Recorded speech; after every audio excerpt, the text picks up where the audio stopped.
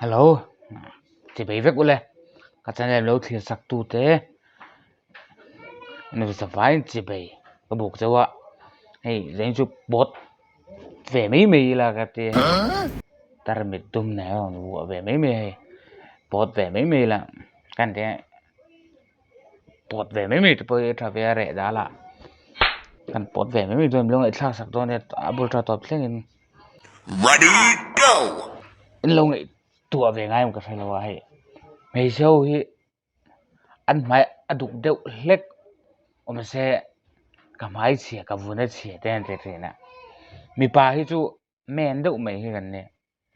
e kan mel thit po hen kan phun lo reng mai ni mo pai chu men deu mai hi kan ne pai chu men tin ai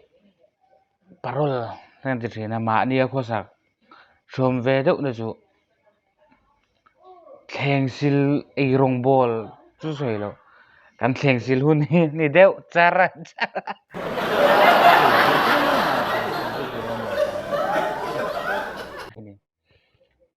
tin hay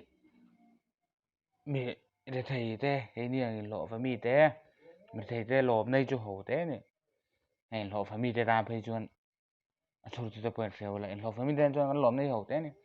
tai khat han ban ma te an lo me ni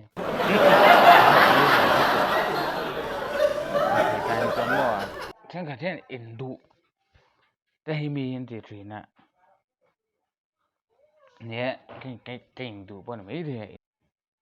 in du hi nga ya du ma min du lo chuan ma ni talin du hi nga ya sim tu pathian ni tat mai hei nu pui la ne chuan chu mi nu pui nei to ro te hun ve to lom ten te nu pui nei to ro in ti ngot thei po hi ni lawa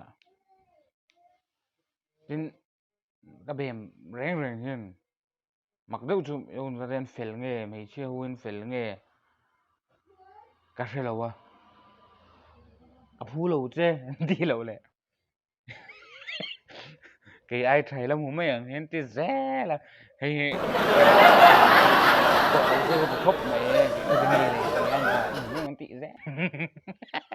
thì về thầy đậu mày nè anh thấy về đậu đua nè chú thì nếu mà tắc tắc của mình là thế của mình là cho bôi hen tiền thế này cái đủ ba mày xem tấm tắc là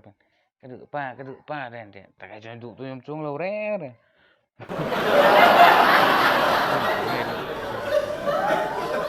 quăng mà có mà cái sáng mà đấy mà cái giặc bọt gan lấy mày đi bọt tin khát xuống khát sẽ là sẽ vai like and subscribe le blow share sak ve thin don ne bye bye ve gole in fel kha